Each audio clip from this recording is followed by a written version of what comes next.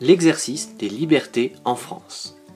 La liberté, c'est-à-dire la capacité à pouvoir agir sans contrainte, est un des droits imprescriptibles de l'homme, c'est-à-dire qu'elle est reconnue pour toujours, qu'elle ne peut pas disparaître avec le temps. En France, l'exercice des libertés est fondé sur la proclamation de droits. Ces droits, qui sont souvent considérés comme acquis dans notre société, sont cependant le résultat d'une longue conquête. Schématiquement, on peut distinguer deux grandes formes de liberté qui sont apparues successivement dans notre société. Dans un premier temps, ce sont des droits ou des libertés individuelles qui ont été proclamées. Ces libertés peuvent être exercées par des citoyens de manière individuelle, séparément des autres. Dans un second temps, des droits ou libertés collectives ont émergé. Elles peuvent s'exercer cette fois-ci dans le cadre de la vie collective en société. Ces définitions sont peut-être un peu théoriques jusque-là, alors donnons une dimension plus concrète à cette conquête progressive des libertés. Vous vous souvenez sûrement qu'en août 1789, la Déclaration des droits de l'homme et du citoyen consacre de nombreux droits, parmi lesquels la liberté d'opinion, et notamment religieuse, ou la liberté d'expression. Il s'agit là de liberté individuelle, puisqu'elle profite avant tout à l'individu, qui est désormais libre de pratiquer la religion de son choix, de s'exprimer sans risquer la censure. Les années passent, et pour schématiser, les libertés croissent pour les Français.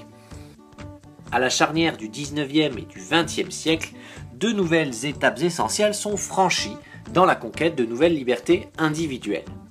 En 1848, le droit de vote au suffrage universel est instauré pour les hommes qui sont désormais libres de voter.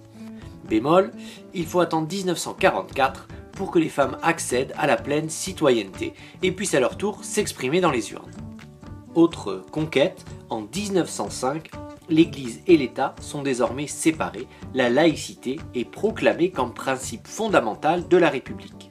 Désormais, la République a un devoir de neutralité vis-à-vis de la religion qui doit être réservé à l'espace privé. Alors on y voit tout de suite plus clair sur cette histoire de liberté individuelle, mais qu'en est-il des libertés collectives ? Au XIXe siècle, face au bouleversement de la société, le rôle de l'État évolue. Au-delà des droits individuels, il doit aussi garantir des droits collectifs. Les ouvriers se battent pour obtenir le droit de grève, garanti en 1864, et le droit de créer et d'adhérer à un syndicat en 1884. La loi de 1901 reconnaît quant à elle la liberté d'association. En 1946, le préambule de la Constitution française donne à son tour une place importante aux droits collectifs, le droit au travail est proclamé, la protection de santé est reconnue.